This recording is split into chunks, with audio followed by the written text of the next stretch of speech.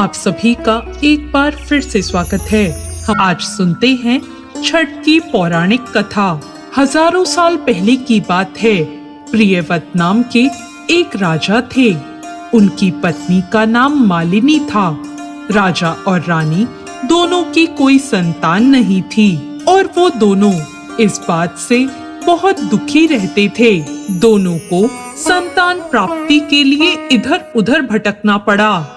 बाद में वो महर्षि कश्यप की शरण में गए। महर्षि कश्यप ने राजा प्रियव्रत को पुत्रेष्टि यज्ञ कराने को कहा। राजा ने पुत्रेष्टि यज्ञ भी करवाया और यह यज्ञ सफल हो गया और रानी गर्भवती हो गई। रानी ने 9वें महीने के बाद एक लड़के को जन्म दिया, लेकिन रानी को मरा हुआ बेटा पैदा हुआ। यह बात सुनकर राजा और रानी दोनों बहुत दुखी हुए और उन्होंने अपनी संतान प्राप्ति की आशा ही छोड़ दी।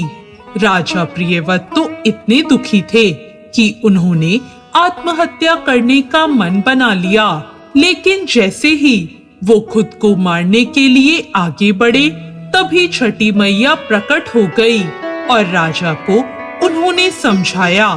छठी मैया ने राजा से कहा, जो भी व्यक्ति मेरी सच्चे मन से पूजा करता है, मैं उन्हें पुत्र का सौभाग्य देती हूँ।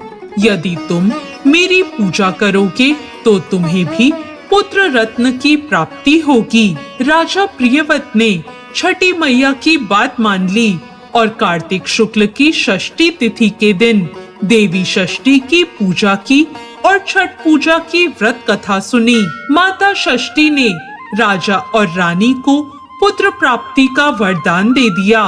इसके बाद राजा के घर भी एक स्वस्थ सुंदर बालक ने जन्म लिया और तभी से छठ का महापर्व पूरी श्रद्धा के साथ सभी लोग मनाने लगे।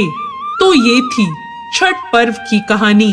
छठ पूजा को लेकर यह मान्यता है कि इस व्रत को विश्वास और श्रद्धा के साथ करने से निसंतान औरतों को भी संतान की प्राप्ति होती है। आप सभी को छठ की हार्दिक शुभकामनाएं। धन्यवाद।